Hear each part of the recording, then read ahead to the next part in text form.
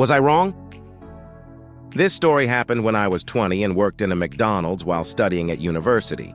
I was shy and inexperienced of human nature, and it was my first job in the restaurant industry.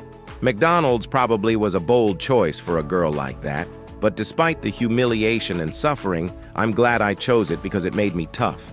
One day on my second week of working there, I finished my shift at 10 p.m.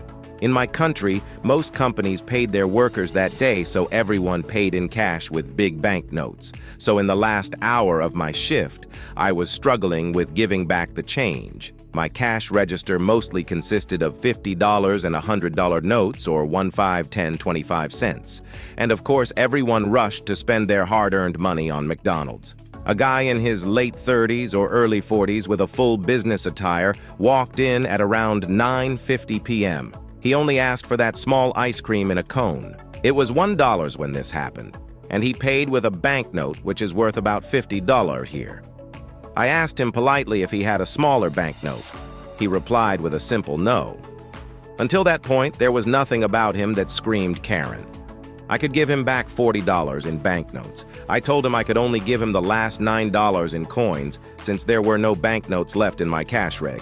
He let out a very annoyed and rude reply, but I thought it was directed at the situation and not me. I started counting the $9 to him in cents. I could only give him back the last $1 in 5 and 10 cents. I accidentally gave him $0.95. I didn't realize it until he said, "This is just 8.95 hour." I immediately replied, "I am very sorry," and gave him the last 5 cents. I thought that was the end of it. That is when he started screaming from his lungs with a bright red face. "Did you really think you could get away with stealing from me? You are not going to take away my money." I looked up shocked, trying to process what was happening. He was screaming so loud that the whole McDonald's went silent, and they were all staring at us. I told him, "I am sorry. It was not intentional. I just miscalculated the coins." He continued screaming, "You are not going to scam me! And what the F are these coins? Give me banknotes!" And he threw all the coins from his grip at me. I stood there humiliated, intimidated, 50 people staring at me. I could only say, "I don't have banknotes." He replied, "Igaf, what you have, get me banknotes from somewhere." That is when the manager arrived to my station. He was the good guy manager, thankfully. He took over the situation, gave him his change, and firmly told him that cashiers cannot leave their station and can only handle the money that is in their register, and it is very unlikely someone would steal 5 cents.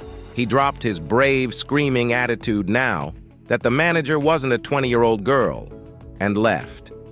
Before that incident, the only conflict I had was when my mom was mad at me for not tidying my room, so that was a lot for sure. I remember I walked home crying and shaking. Never saw him again after that. Was I wrong? Does anybody else have this background? I witnessed my mother be rude to waitresses, help desk staff, randos like. I think I've decided in my later years that she was just a total cunt. I don't understand how she could be so rude. I don't understand how a person would be so socially unaware. It was little stuff, but constant stuff. Like, "Can I get oil and vinegar on the side?" And the waitress would say, "We don't have oil and vinegar." And then she would yell because my mom is loud as fuck and unaware as fuck. "What do you mean you don't have oil and vinegar?" And the next place she would have a problem, yell at someone. And the next place. It got to be to the point where my sister and I would fall over ourselves apologizing for her behavior. It was, and still is, disgraceful. Like, how would that have magically changed things? My best friend Carly and I just had a dinner. Carly recounted the first time my family had her over for dinner. She said that my mom served chicken, and Carly said, just trying to be enthusiastic and participate in the conversation, "I know how to cook chicken." And my mom said, "Oh yeah, how? How do you cook chicken?" And my best friend was 10 years old and obviously could not recount how to cook chicken. My best friend said it felt like my mom knew she was bullying a 10-year-old. We are now 33 and Carly remembers this from being 10. That's how mean my mom was, inexplicably. Scarring friends of mine at 10 years old. I'm now watching the 00's show Airline, and all I can see is my mother and Sharon, the woman who gets to the airport 40 minutes before the plane leaves with her 2 sons and rails against everyone, including the gate agent, that she can't get on. She then drags her 2 sons around the airport, trying to get a ride on other airlines, and yells at every single other airline gate agent.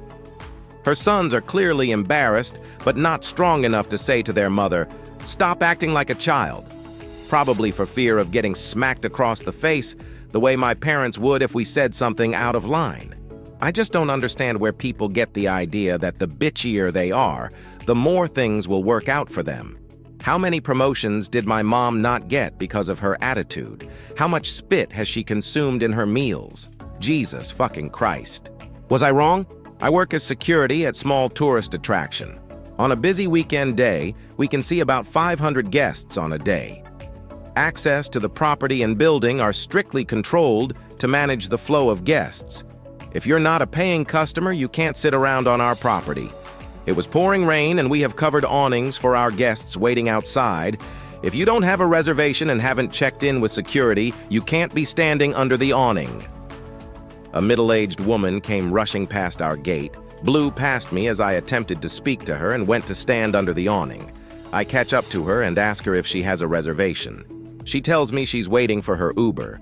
I advise her we have a dedicated pickup location on the other side of the property. She holds up her phone and insists her Uber is coming to her location because she has our business listed as the pickup address. Thinking she's a guest who exited, Uber pickup is next to the exit. I advise her again she'll have to go to the back, and she can't get there while under the awning as the flow of guests is going the other direction. She then snaps at me, "I just had my hair done." So I inquire again if she's a guest, because I have no idea how she could have just gotten her hair done. She tells it me she just left the salon, which I have no idea how her Uber app had our business as the pickup location, as there are no hair salons near my work that I know of. I even double-checked on Google Maps before making this post to make sure of that. So if she came from a salon, it's not a legit one with any obvious storefront. I looked at her phone again and pointed at the map. See, the pickup location is on the other side. Her dot and the dot for the pickup spot are clearly in 2 different locations. Anyways, I advise her again the only way to get there, because she's not a paying customer entering our actual business, is to go back out onto the street and around the back. She begins to rage again about her hair. At this point, my boss, whom I love, takes notice. As he walks over, she notices me looking at him, so she turns to focus her rage on him. The front of our property is fairly small, so I know he heard our entire interaction up to this point. "I just had my hair done, and he won't let me wait for my Uber." My boss quickly verifies with her she's not a guest, and simply says, "Ma'am, you're trespassing on private property, and if you refuse to leave, I am more than happy to call the police. They can provide you a ride and get you out of the rain." My boss is awesome! With her face red as a cherry, she stormed off, never to be seen again. Her hair was nothing special either. Edit. I do mention in my post, she said she just left the salon. To make it more clear, she supposedly called an Uber to pick her up from the salon, and the Uber app selected our business on her GPS somehow. That's what confused me when this happened, since, as I mentioned in my original post, there are no salons I know of anywhere near my work. It would have to be a couple of blocks away at a minimum, which is why her Uber app setting my work as the pickup spot made absolutely no sense. I can only assume she moved the pin while setting the pickup location. Edit 2. Because people seem to not be able to read. It was not physically possible to allow her to wait in that spot for her Uber. Rain or not, we do not allow Ubers to pick people up from that location because it is too small and dangerous. There is no room for them to turn around, and when we've had Ubers ignore us and try to pick people up there in the past, it has resulted in them hitting our fence and even one of our guests on a previous occasion. Every single person who approached from that entrance that day, and any day it's busy, even the paying customers were required to walk around the outside. This Karen thought and acted like she was special and different from everyone else because of her precious hair.